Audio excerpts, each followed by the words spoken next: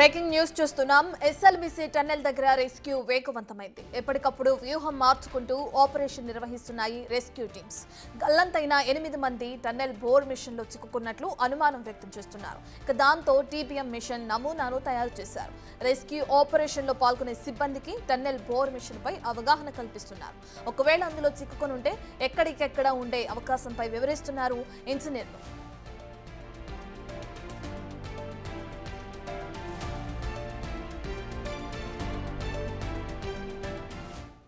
పూర్తి డీటెయిల్స్ అందించడానికి మా ప్రతినిధి శంకర్ అందుబాటులో ఉన్నారు. రైట్ శంకర్, ఇప్పటికే చూసుకుంటే రెస్క్యూ ఆపరేషన్ వేగవంతం చేస్తున్నారు. ఇక్కడ ఉన్న అధికారులు అన్నట్లు కూడా మనకు తెలుస్తుంది. డీటెయిల్స్ ఏ విధంగా ఉన్నాయి, ఎక్కడి వరకు వచ్చింది రెస్క్యూ ఆపరేషన్ కి సంబంధించిన పనులు? ఎస్ రత్న, ఇప్పటికీ ఈ రెస్క్యూ ఆపరేషన్కు సంబంధించి ఎస్ఎల్బీసీ దగ్గర రెస్క్యూ ఆపరేషన్ 12వ రోజు కూడా కొనసాగుతుంది.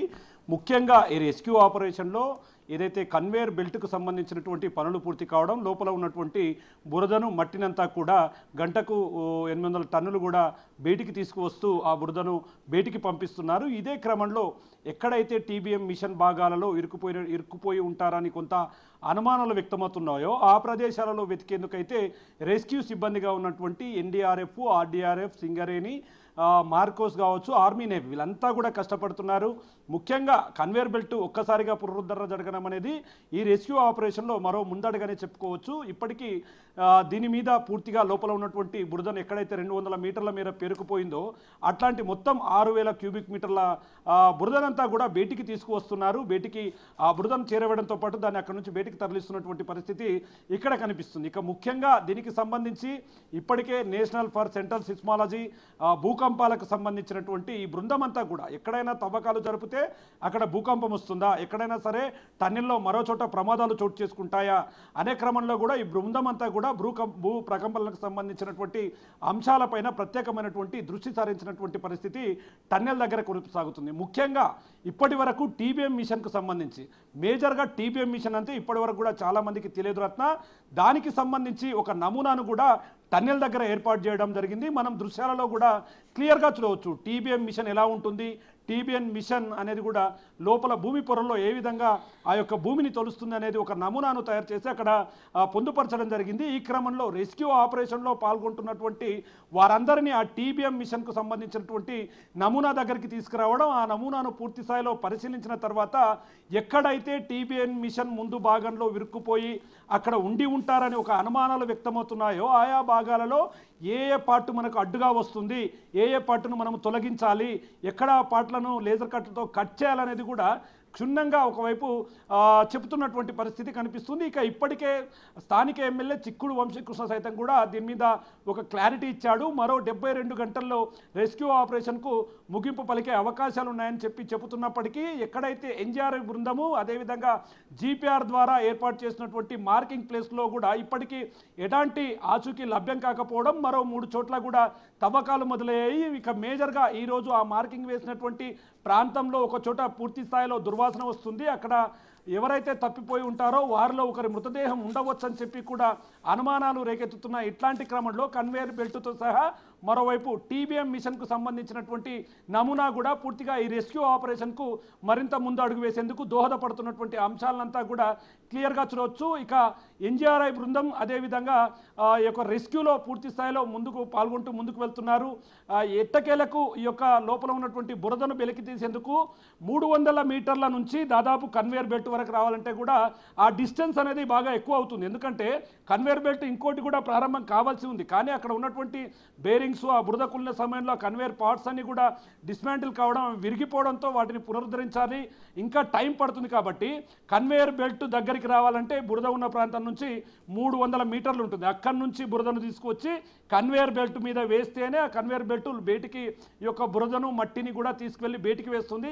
కాస్త అక్కడ జాప్యం అవుతుంది. దీనికంతా ప్రధాన కారణంగా ఒకే అంశం ఈ యొక్క రెస్క్యూ ఆపరేషన్కు అంతరాయంగా మారుతున్నటువంటి పరిస్థితి కనిపిస్తుంది రత్న. ముఖ్యంగా లోపల ఎక్కడైతే సీపేజ్ జరిగిందో, ఎక్కడైతే ప్రమాదం జరిగిందో, ఎక్కడైతే రాళ్ళు గుట్ట ఈ యొక్క మట్టి అంతా కూలిపోయిందో ఆ ప్రాంతం నుంచి వాటర్ అంతా కూడా దాదాపు నిమిషానికి 4000 లీటర్ల పైగా ఈ వాటర్ అంతా వచ్చి చేరుతుంది. ఆ బురదను తోడే క్రమంలో వాటర్ ఒక్కసారిగా రావడంతో ఆ గుంతలు తవ్వడం, పూడికలు తీయడం అనేది చాలా కష్టంగా మారుతున్నటువంటి పరిస్థితి. అయితే ఇప్పటికైతే లైటింగ్ వ్యవస్థకు సంబంధించి డీవాటరింగ్ ప్రక్రియ అనేది, అంటే లోపల ఉన్నటువంటి నీటిని, ఊడుతున్న నీటికి సమానంగా అంతకు మించి ఎక్కువ నీటిని పెద్ద పెద్ద మోటార్లతో కూడా డీవాటరింగ్ చేస్తూ బయటికి పంపుతున్నటువంటి దృశ్యాలను క్లియర్ కట్గా చూడవచ్చు. ఇక ఏదైతే ఈ డిజార్ట్స్కి సంబంధించి ఇట్లాంటి వాటికి సంబంధించినటువంటి అంశాలను మొత్తంగా ఒకవైపు జిల్లా కలెక్టర్ బదావత్ సంతోష్, అదేవిధంగా ఎస్పీ గైక్వాడ్తో సహా అక్కడికి వచ్చినటువంటి సింగరేణి, ఆర్మీ, నేవీ సిబ్బందుల్లో ప్రధానమైనటువంటి వాళ్ళంతా కూడా అక్కడ ఉండి ఎప్పటికప్పుడు సమీక్షా సమావేశాలు చేస్తున్నారు.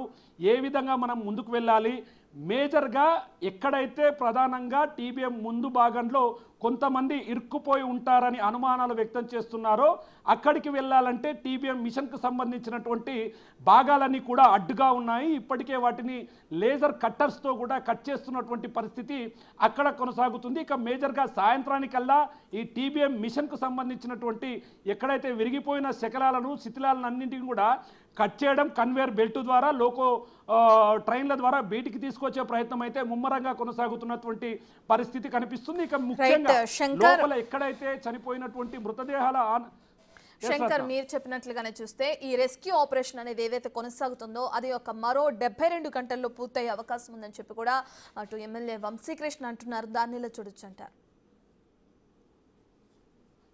ఎస్ రత్న, ఇప్పటికీ అంటే డే 1 నుంచి కూడా నిజంగా ఇది వాస్తవికంగా అక్కడ రెస్క్యూ ఎప్పుడైతే కొనసాగుతుందో విషయం తెలుసుకున్నటువంటి రాష్ట్ర ముఖ్యమంత్రి రేవంత్ రెడ్డి కూడా దీని మీద రెస్క్యూను త్వరగా కంప్లీట్ చేయాలి, లోపల వారు చిక్కుకున్న వారి ఆచూకీ కోసం పెద్ద ఎత్తున ఇక్కడికి దేశవ్యాప్తంగా ఉన్నటువంటి నిష్ణాతులను పిలిపించడం, టన్నెల్ ఎక్స్పర్ట్స్ను పిలిపించడం, ముఖ్యంగా దీని మీద ప్రత్యేకమైనటువంటి దృష్టి సారించాలంటూ కూడా ఇప్పటికే మంత్రి ఉత్తమ్ కుమార్ రెడ్డితో పాటు కోమటిరెడ్డి వెంకటరెడ్డి, స్థానిక ఎమ్మెల్యే చిక్కుడు వంశీకృష్ణారెడ్డి, జూపల్లి కృష్ణారావు సైతం కూడా జూపల్లి కృష్ణారావు గతంలో దాదాపు మధ్యాహ్నం 1 గంట ప్రాంతంలో టన్నెల్ 13వ కిలోమీటర్ దగ్గరికి చేరుకోవడం, అక్కడ 10:30 అంటే రాత్రి 10:30 అంటే దాదాపు 10 గంటల పాటు కూడా అక్కడే మొత్తం లోపల ఉండి ఆ అధికారులతో సమీక్షా సమావేశాలు కూడా చేసి మళ్ళీ బయటికి వచ్చి అక్కడ పరిస్థితులను ఇక్కడ ఉన్నటువంటి అధికారులకు వివరించడం చేస్తున్నారు.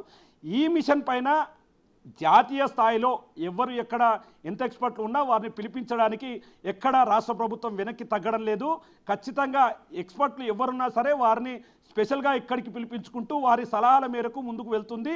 ఇదే క్రమంలో రెస్క్యూ ఆపరేషన్కు సంబంధించి స్థానిక ఎమ్మెల్యే చిక్కుడు వంశీకృష్ణ కూడా 72 గంటల్లో పూర్తిగా ఈ యొక్క బురదమట్టి తొలగింపు ప్రక్రియ కావచ్చు, టీబీఎం మిషన్కు సంబంధించినటువంటి తొలగింపు ప్రక్రియనంతా కూడా 72 గంటల్లో కంప్లీట్ అవుతుందని చెప్తున్నప్పటికీ కాస్త లోపల ఉన్నటువంటి పరిస్థితులు, అనుకూల పరిస్థితులన్నీ కూడా అనుకూలిస్తే ఇది సాధ్యమవుతుంది. ఒకవేళ ప్రతికూల పరిస్థితులు వస్తే మాత్రం ఖచ్చితంగా మరి కొంత గంటలు పెరిగేది, కొన్ని రోజులు కూడా పట్టొచ్చు అనేది కూడా ఎక్స్పర్ట్లు చెప్తున్నటువంటి అవకాశం అయితే ఇక్కడ మెండుగా కనిపిస్తుంది. ఓవరాల్గా ఈ టీముల్లో ప్రధానంగా 11 మంది బృందాలు ఉన్నారు. 630 మంది రెస్క్యూ ఆపరేషన్కు సంబంధించినటువంటి సభ్యులంతా కూడా షిఫ్టుల వైజ్గా 120 మంది ద్వారా కూడా షిఫ్ట్కు 120 మందికి లోపలికి వెళ్తున్నారు.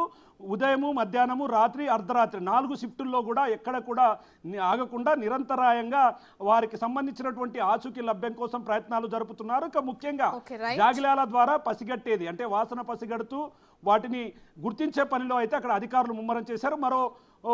మరో అంటే మిగిలి ఉన్న మరికొన్ని గంటల్లో అప్డేట్ ఏ విధంగా ఉండబోతుంది, రెస్క్యూ ఆపరేషన్ ఏ విధంగా కొనసాగుతుందనే మాత్రం సర్వత్రా ఆసక్తిని రేకెత్తిస్తున్నటువంటి పరిస్థితి టన్నెల్ దగ్గర కనిపిస్తుంది. రత్న, రైట్, థ్యాంక్ యూ శంకర్.